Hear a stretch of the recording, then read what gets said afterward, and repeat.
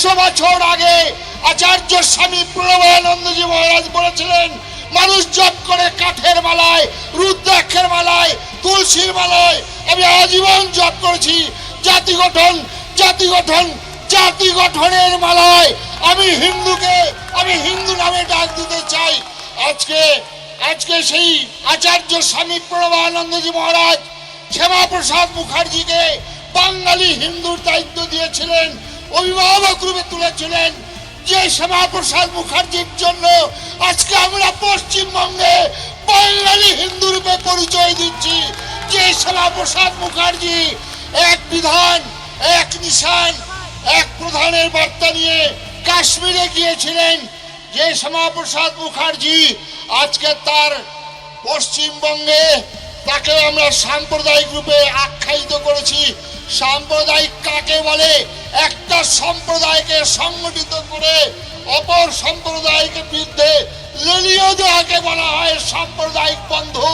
আজকে আমরা হিন্দুদের আমার সংস্কার, আমার দেব দেবী, আমার ধর্মের কুসংস্কারকে দূরীভূত করে যদি আমি এক করতে যাই, তাহলে আমাকে সাম্প্রদায়িক যদি বলা হয়, আমি 1000 বার সাম্প্রদায়িক হতে রাজি আছি, আমি 1000 বার মাথা দিতে রাজি আছি।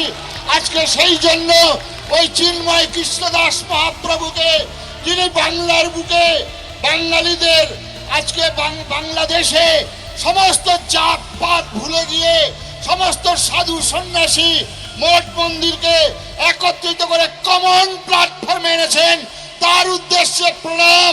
আর সেই উদ্দেশ্যে জানিয়ে দিই, চিন্ময় দাস প্রভুকে, কৃষ্ণদাস প্রভুকে, আমরা তোমার পাশে আছি। যতদিন মুক্তি না হবে আমরা একের পর এক আন্দোলন করব। ভারত সরকারের কাছে আমরা অনুরোধ করব, ভারত সরকার তুমি কেন আজ বসে রয়েছো? আজকে বাংলাদেশের বর্ডার, আজকে ত্রিপুরা বন্ধ করে দিয়েছেন।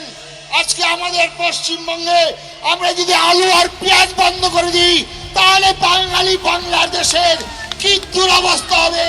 তারা আজকে হুমকি দিচ্ছেন, আজকে ভারতবর্ষকে। আজকে আমরা তাই ভারতবর্ষের প্রধানমন্ত্রীর কাছে আমরা আবেদন করেছি, স্বরাষ্ট্রমন্ত্রীর কাছে আবেদন করেছি। আমি হিলি বর্ডারে গিয়েছিলাম।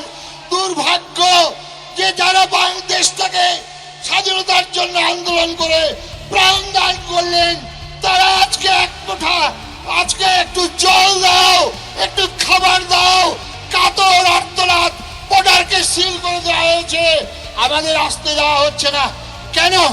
ওই জওহরলাল নেহরু সেদিন যখন ওই দিল্লির লাল কেলায় পতাকা উত্তোলন করছেন লেডি মাউন্ট ব্যাটনের হাত ধরে, আর তখন তিনি 1 ঘন্টা 45 মিনিট বক্তব্য রেখেছিলেন। একবারও হতভাগ্য পূর্ববঙ্গের বাঙালি হিন্দুদের